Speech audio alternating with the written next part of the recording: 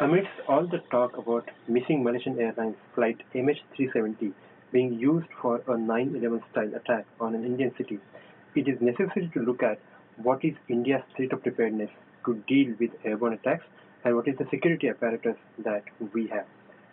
Now, since the 2008 Mumbai attacks, internal intelligence reports have pointed out the possibility of the next terror attack being from the skies.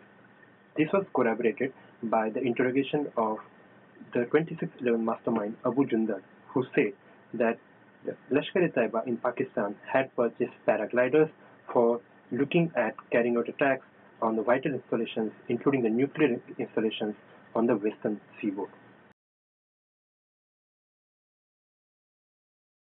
Likelihood of such an attack requires responses on two fronts: tactical, which covers our enhanced air defenses, and a long term, which pertains to the intelligence sharing among the security agencies.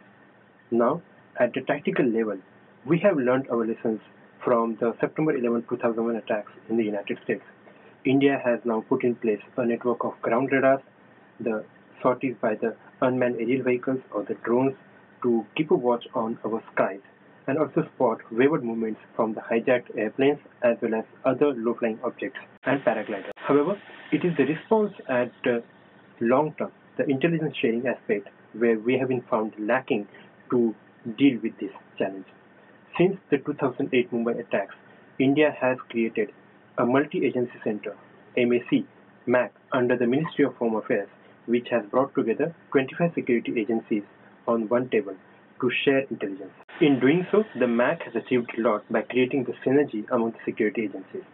However, in the most critical aspect, in terms of breaking down the walls between India's two premier intelligence agencies, the Intelligence Bureau, the Domestic Intelligence Agency, and the Research and Analysis Wing, RAW, the External Intelligence Wing, the MAC experiment has found it difficult to break the walls between these two agencies, and that has resulted in impairing India's counter-terrorism effort.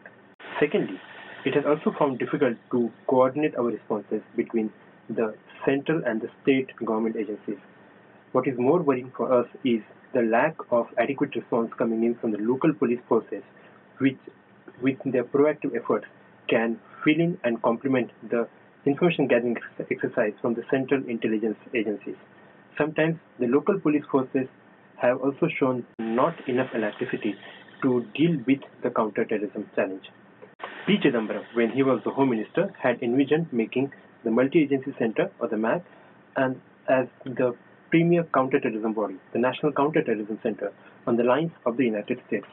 However, in the face of opposition coming in from the state governments and the bureaucratic turf battles, he found it difficult to operationalize the project. Addressing the challenge of intelligence gathering, improving the police capabilities, and ensuring better coordination between the central and state government agencies requires our political leadership to take an independent view of the vested interests. Hence, it is expected that the next government which will take power after the elections should prioritize this, because it is necessary for us to emerge as a reliable counter-terrorism partner in the region and also domestically meet the challenges of the terrorist groups that are always ahead in terms of planning an attack.